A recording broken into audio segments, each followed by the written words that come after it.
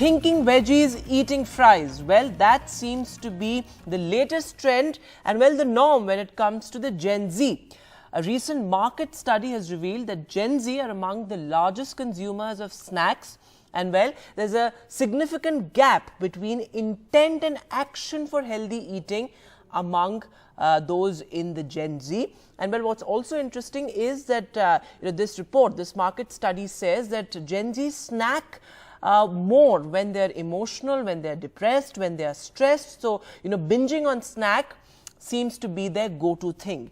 Now, this market study has also pointed out that the Indian snacking sector will grow at a rate of 7% between 2022 to 2026. That seems to be a cause of concern because, amid all these crazy health fads and trends, there seems to be a growing trend of snacking among the Gen Z. In fact, the Gen Z are among the largest consumers of snacks when it comes to, when you compare it with other generations. That is what this particular study is saying. Now, this is also food for thought, quite literally, for various organizations, various brands as well, because they have this idea, and this idea seems to be dominating the market, at least, that Gen Z are consumers of these health fads, and they believe in eating healthy. We'll try and decode that for you, and we're joined by very special guests on this. On the panel tonight, we have Anubha Srivastav Sahai, who is the president of the India-wide Parents Association. Dr. Arun Gupta, a senior pediatrician from the Fortis Hospital, is also with us. Shireen Ahsan, a special educator for high school, is also on the panel tonight. Thanks so much to all of you for joining us on the panel.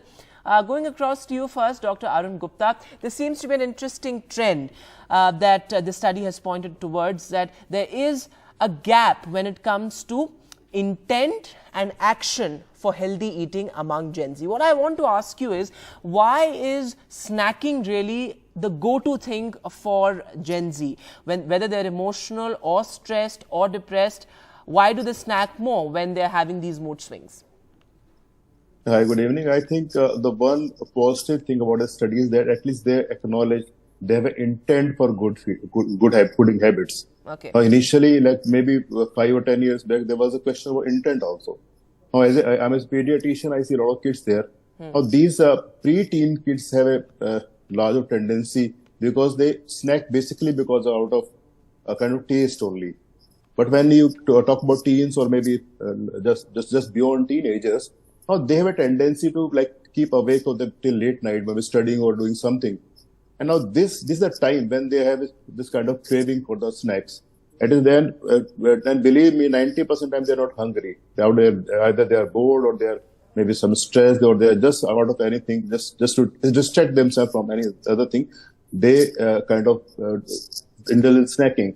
But the most worrisome thing which I noticed in the last maybe 2 or 3 years, the availability of these snacks round the clock. Now, if you want to have a snack, it is available out at 2 a.m., 3 a.m., 4 a.m. You just order it maybe in 10 minutes, 20 minutes, it is available to you. So that is again worrisome thing, which is maybe they have a good intent. They are intentionally, they want to have good food. But when they are stressed or they kind of, at times, when you have option of both the food, they tend to they tend to budge in and go for those snacking. So I talk to my parents and to kids also.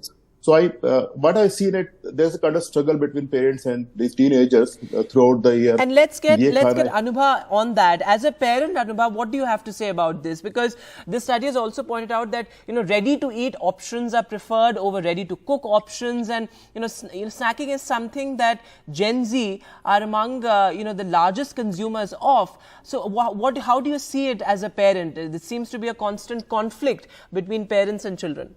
Yeah, there is no doubt, and thanks for having me here. It's a very important discussion which we are having today, and I think the parents are also equally responsible, because what I have seen, and I have met many parents and students also, many parents these days, they don't have time and they only send these small packets of these junk foods to all these children.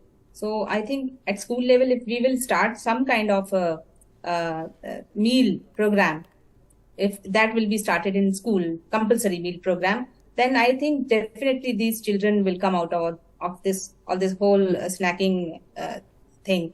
Parents are equally responsible. Schools are also responsible. But since there are no guidelines set, because meals are not compulsory, food is not compulsory in school. So at school level, if we will start something, some initiative government will start, Ministry of Health and Education and Child Rights Commission will intervene, and they will come up with some guidelines for these children. Then definitely, I think our kids will focus more on eating healthy snacks. Shireen Hassan, come in on this point. As a special educator, you deal with kids very closely. How do you look at this mindset? Because they tend to have this obsession as far as health trends are concerned, these fads, whether it is veganism or keto diets or all these diets which are very contentious as well.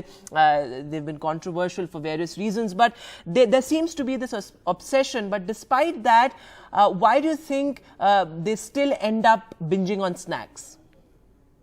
Good evening, everyone. Thank you for having me here today. As a special educator in my school, that is Sahasra Learning Center, we inculcate the idea of healthy eating, where we promote a fruit break, where we're asking them to bring fruits. And I go around during lunch break and the other teachers checking their tiffins.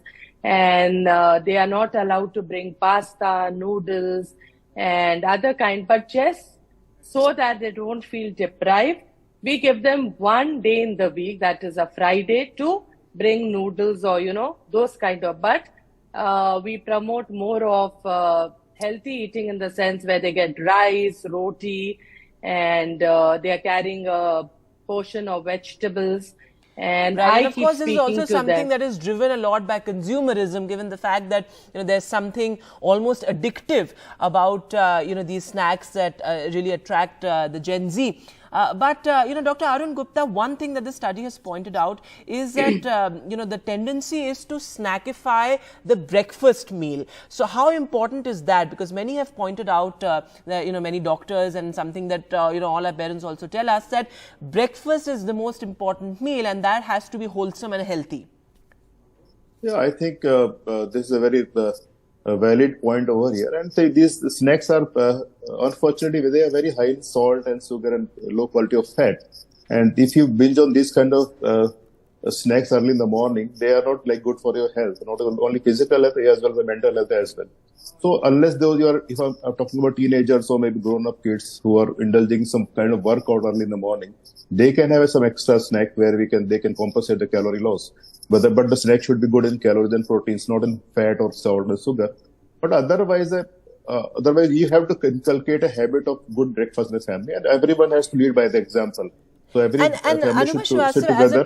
As a parent, do you think that it's also a lot to do with packaging, attractive packaging? How do we make healthy meals more attractive and portions more attractive for the Gen Z? Because it is all about that as far as the Gen Z is concerned. It is about packaging things nicely for them. Yeah, true. That definitely. Even I was thinking about that point also, that if we can do something like the packaging industry will come up with some good packaging thing for all the healthy snacks, because these days some good snacks are available, but the packaging is very plain and simple, which we are buying, which we parents buy for ourselves and our kids also. But if we'll have some attractive packaging, then definitely these kids will get attracted to these right, because again there's this element of emotion also. And my last question to you, Shireen, there seems to be a connect between emotion and food as far as the Gen Z are concerned, and these figures show that. So how do you look at that? That for Gen Z, food is also about emotion. When they're stressed or when they're bored, they end up snacking. I would love to say this one point here. Why Gen Z? Anyone under stress eats. Our esteemed doctor is with us here. He'll agree to it. Each one of us, when we are stressed out or going through some emotional imbalance, food is our solace, isn't it? We are all doing it. And when children, when they are under duress, under exam fear, tension, that's what they do. They will go out and see, today the norm is to meet outside, right? They meet over coffee, they meet over a snack. which is more pocket friendly for them, right? Right. In fact, that is whereas something that going the to a study has restaurant- also pointed out, that, not just attractive packaging, but also the fact that they come at affordable prices is also something that has made snacking more popular among Gen Z. Thanks so much for joining us on that very important topic there. We'll, of course, continue to look at these kind of studies because it affects us all at the end of the day. And well, this has become the norm to think veggies and eat fries.